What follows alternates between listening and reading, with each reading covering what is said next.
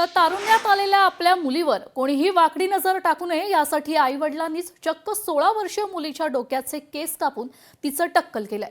ती बाहेर जाऊ नये म्हणून तिला मारहाण सुद्धा केलीय। या प्रकरणाने मुलगी चांगलीच घाबरली आणि तिने थेट पोलीस स्टेशन गाठलं आणि आई-वडिलांविरोधात तक्रार केली आहे। हा धक्कादायक घटनाक्रम वरुड ठाण्याच्या हद्दीत घडलाय।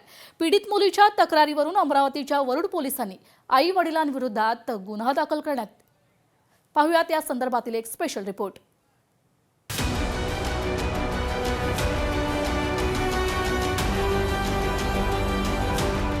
विकृत नजरेपासून लपण्यासाठी पालकांची विकृत शक्कल। 16 वर्षाच्या लेकीचं टक्कल करून घरात बसवलं। अमरावतीच्या वरुड तालुक्यातील धक्कादायक प्रकार। पीडित मुलगी तिची आई आणि वडिलांसोबत राहते। आपल्या मुलींवर कोणीही वाईट नजर टाकू नये, तिच्याकडे कोणी वाकड्या नजरेनं पाहू नये यासाठी आईनं आणि वडिलांनी काळजीपोटी विकृत शक्कल लढवली। त्यांनी 16 वर्षाच्या मुलीचे डोक्याचे केस घरातच ट्रिमरने कापून काढले। या प्रकारानं मुलगी घाबरली आणि तिने थेट पोलीस ठाणे गाठून तिच्यावरील आपबीती पोलिसांना कथन केली। तिला दुसऱ्या दिवशी पोलिसांनी बाल कल्याण समिती समोर उपस्थित केलं। तिने समिती समोर कैफियत मांडली। या प्रकरणाचे गांभीर्य लक्षात घेता तत्काळ गुन्हा दाखल करण्यात आलाय। दरम्यान या प्रकारानंतर आपल्याला छळ करणाऱ्या आई वडिलांसोबत आता राहायचं नाही, त्या घरात सुद्धा जायचं नाही असं पीडितेने पोलिसांना सांगितलं। त्यामुळे वरुड पोलिसांनी पीडितेला एका शासकीय मुलींच्या निरीक्षण गृहात पाठवलंय। आई वडिलांना स्वतःच्या मुलीला त्रास देण्याचा कोणताही अधिकार नाही। मुलगी अल्पवयीन असो किंवा प्रौढ, तिच्यावर शारीरिक, मानसिक, आर्थिक किंवा भावनिक अत्याचार करणं कायद्यानं चुकीचं आहे।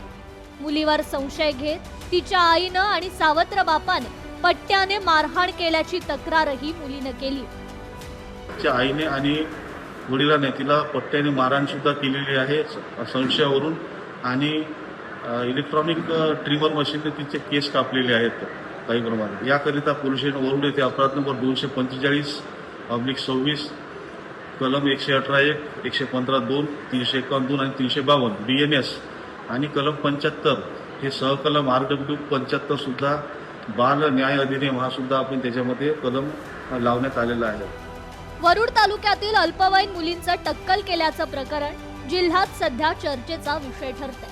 आपल्याच मुलीबाबत एक आई अशी कशी वागू शकते? मुलीसोबत असं कृत्य करणं हा मानवी हक्काचं उल्लंघन असल्याचं मत महिला बाल कल्याण समिती सदस्यांनी व्यक्त केलं।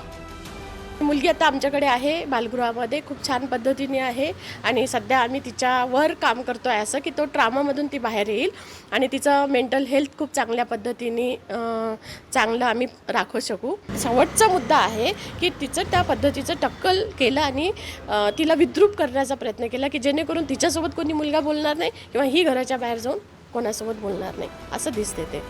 या मुलीवर वाईट नजर टाकणारा तरुण नक्की कोण होता, ज्याच्यामुळे या पालकांनी मुलीचे केस कापले? आपल्या मुलीसाठी पालक असं पाऊल उचलत असतील तर समाजात सुरक्षितता आहे का? मुलींना सुरक्षित वावरता येईल का? असे अनेक प्रश्न या निमित्तानं उपस्थित झाले। पुरोगामी महाराष्ट्रात अशा प्रकारची भीती पालकांनी आणि मुलींनी बाळगणं हे समाजाचंच मोठं अपयश आहे। सध्या ती मुलगी जर पाहिलं तर सध्या बाल कल्याण समितीकडे आहे, तिचं संपूर्णपणे समुपदेशन सुद्धा केलं जात आहे। दुसरीकडे जर पाहिलं तर मुलीच्या तक्रारीवरून तिच्या आईवडिलांविरुद्ध गुन्हा दाखल करण्यात आलेला आहे आणि अटक सुद्धा या ठिकाणी करण्यात आलेली आहे। सूरज दहाट, लोकशाही मराठी, अमरावती।